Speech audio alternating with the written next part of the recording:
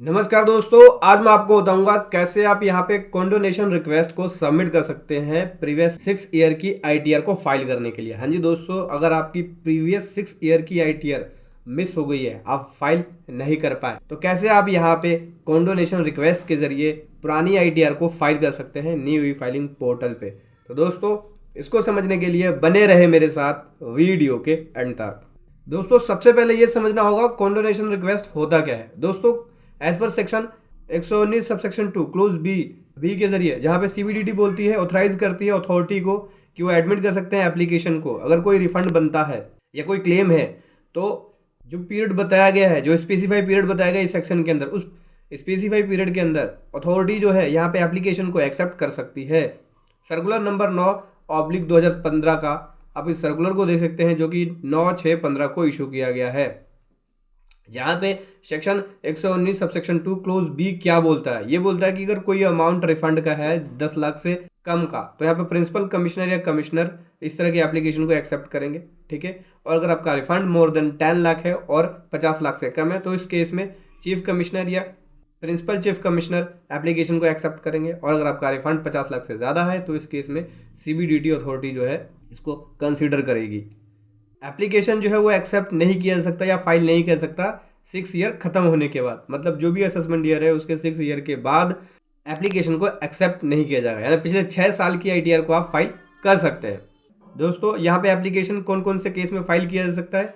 कोई भी additional amount refund का बनता है असेसमेंट ईयर कंप्लीट होने के बाद, तो उस केस में फाइल किया जा सकता है। कोई भी आपका टीडीएस रिफंड बनता है, कोई डिडक्शंस है, कोई टीसीएस है, ठीक है, कोई भी आपने एडवांस टैक्स या सेल्फ असेसमेंट टैक्स जमा करा रखा है एक्सेस, ठीक है, उसके वजह से आपका रिफंड बनता है, तो उस केस में आप यहाँ पे कंडोनेशन रिक्वेस्ट को सबमिट कर सकते हैं।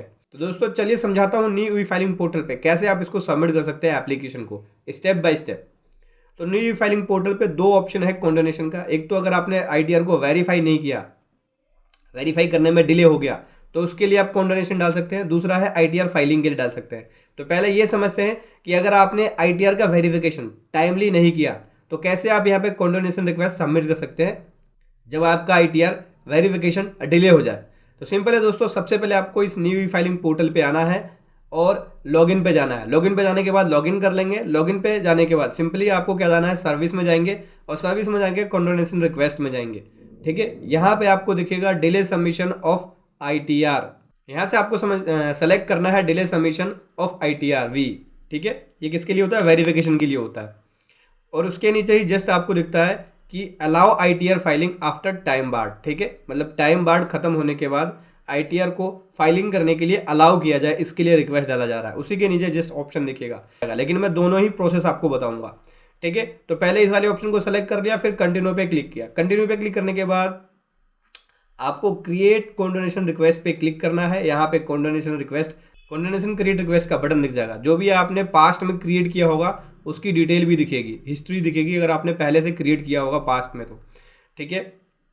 नीचे स्क्रॉल करेंगे, उसके बाद आपको यहाँ से एक्नॉलेजमेंट सेलेक्ट करना होगा जिस भी ईयर का आपका आईटीआर या डिले वेरिफिकेशन है। डिले वेरिफिकेशन हुआ है मतलब वेरिफिकेशन नहीं हो पाया उसका। ठीक है। तो यहाँ सेलेक्ट कर लेंगे एक्नॉलेजमेंट नंबर, कंटिन्यू पे फिर क्लिक करेंगे। कंटिन्यू पे क्लिक करने के बाद आपको यहाँ से रीज़न देना होगा किस वजह से आप आईटीआर का जो वेरिफिकेशन है वो कर नहीं पाए। रीज़न देने के बाद सबमिट वाले बटन पे क्लिक करना होगा। सबमिट वाले बटन पे क्लिक करने के बाद आपको इस तरह से एक ट्रांजैक्शन आईडी मिल जाएगी। आपकी रिक्वेस्ट जो है वो सबमिट हो जाएगी।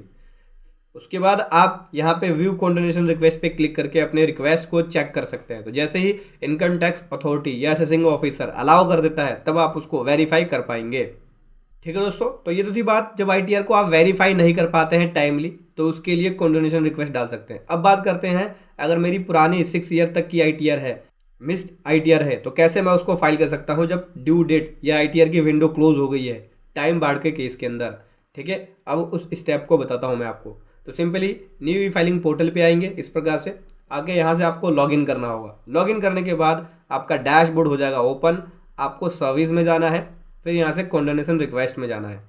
फिर उसके बाद आपको यहाँ सेलेक्ट करना है allow ITR filing after time barred, यानी जो आईटीआर की विंडो है उसके क्लोज होने के बाद यहाँ पे अलाउ किया जाए कि मैं अपनी पुरानी आईटीआर को फाइल कर सकूँ।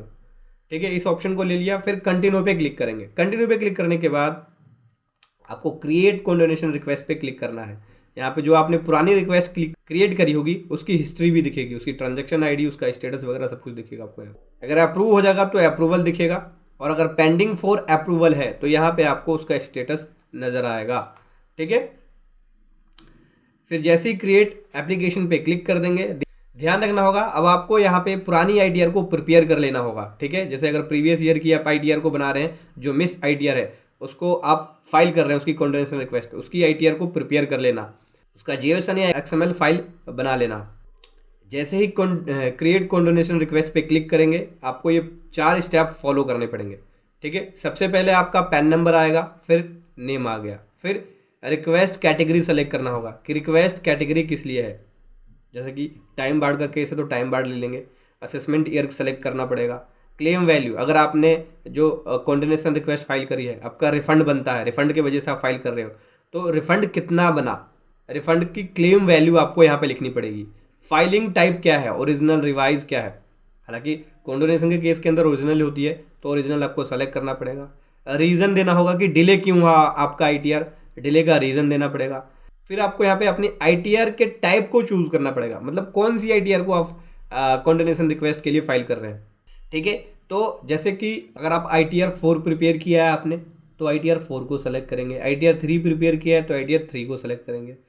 फिर उसका आपको यहाँ पे JSON फाइल भी अपलोड करना पड़ेगा। ध्यान रखना, आईटीआर का टाइप, जैसे आईटीआर 1, आईटीआर 2, आईटीआर 3, आईटीआर 4 जो भी आपने प्रिपेयर किया है उसका टाइप सेलेक्ट करेंगे, उसका JSON फाइल सेलेक्ट करेंगे।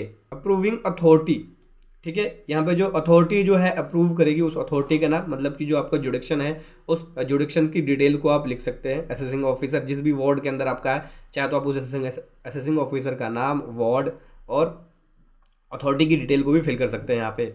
ठीक है, उसके बाद अपलोड डॉक्यूमेंट का ऑप्शन आता है। ठीक है, यहाँ पे अपने आप PDF फाइल को अपलोड कर सकते हैं। अगर जैसे कि आपने आईटीआर 3 प्रिपेयर किया, ऑडिट का केस है तो उसके सारे डॉक्यूमेंट को, balance sheet, profit and loss account, computation, ठीक है, वो पूरा अपलोड करेंगे। नॉन ऑडिट का केस है तो computation, balance sheet, profit and loss account, ठीक है, वो अपलोड करेंगे। सैलरी पर्सन का केस है तो कंप्यूटेशन, और आईटीआर जो आपने प्रिपेयर करी है उसकी PDF कॉपी को भी आप यहाँ पे साथ में अपलोड कर सकते हैं। और उसके बाद जो भी आपने सपोर्टिंग डॉक्यूमेंट अपलोड किया है उसकी डिस्क्रिप्शन को भी सेलेक्ट कर सकते हैं कि सपोर्टिंग डॉक्यूमेंट का डिस्क्रिप्शन क्या है।